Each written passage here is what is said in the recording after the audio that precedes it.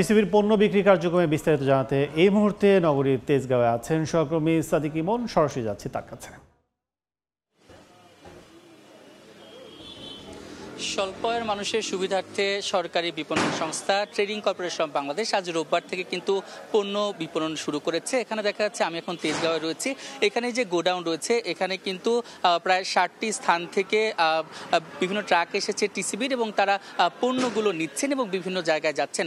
আজকে শুরুর দিন, তাই এখানে দেখা যাচ্ছে শ্রমিক কিছুটা কম রয়েছেন। যদি বলি তাহলে অন্য দিনগুলোতে যেমন 20-25 জন থাকেন, আজকে রয়েছেন 10 থেকে 12 জন। তাই তাদের আজকে পণ্য খালাস করতে কিছুটা বিলম্ব হচ্ছে। তারা বলছেন যে অন্য দিনগুলোতে 12টার মধ্যে তারা সবকিছু খালাস সম্পূর্ণ করলেও আজকে তাদের হয়তো আরও কিছুক্ষণ বিলম্ব হতে পারে। তো আজকে দেখা যাচ্ছে যে ঢাকায় আজকে থেকে শুরু হয়ে কিন্তু 13 সেপ্টেম্বর পর্যন্ত সর্বমোট শুক্রবার বাদ দিয়ে 30 দিন টিসিবির পণ্য কিন্তু বিক্রি করা হবে।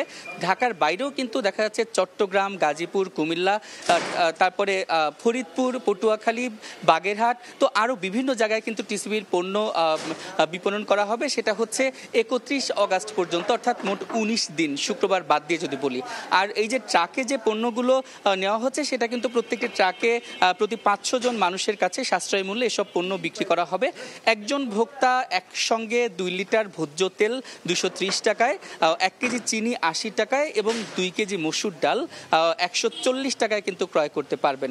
আর এখানে কিন্তু দেখা যাচ্ছে যে ফ্যামিলি কার্ড যাদের রয়েছেন তারা কিন্তু এসব স্বল্পমূল্যে টিসিবির পণ্য পাবেন।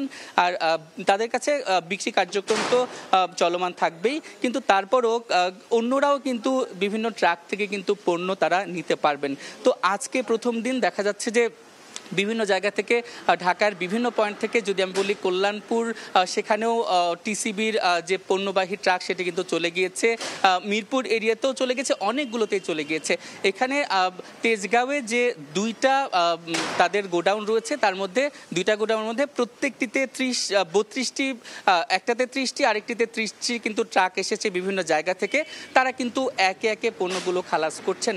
তারা বলছেন যে, যেমনটা শুরুতে বলছিলাম, যে তাদের আজকে কিন্তু একটু বিলম্ব হতে পারে এবং তারা আশা করছেন যদিও বিলম্ব হোক তারপরেও কিন্তু যে ফ্যামিলি কার্ডধারী যারা আসবেন তাদেরও কিন্তু তারা পণ্যগুলো তাদের হাতে দিতে পারবেন এবং যারা রয়েছেন যে ফ্যামিলি কার্ডের বাইরে রয়েছেন তাদেরও কিন্তু তারা দেখা যাচ্ছে যে এই স্বল্প আয়ের মানুষগুলোকে তারাও কিন্তু দেখা যাচ্ছে যে এই পণ্যগুলো দিতে পারবেন।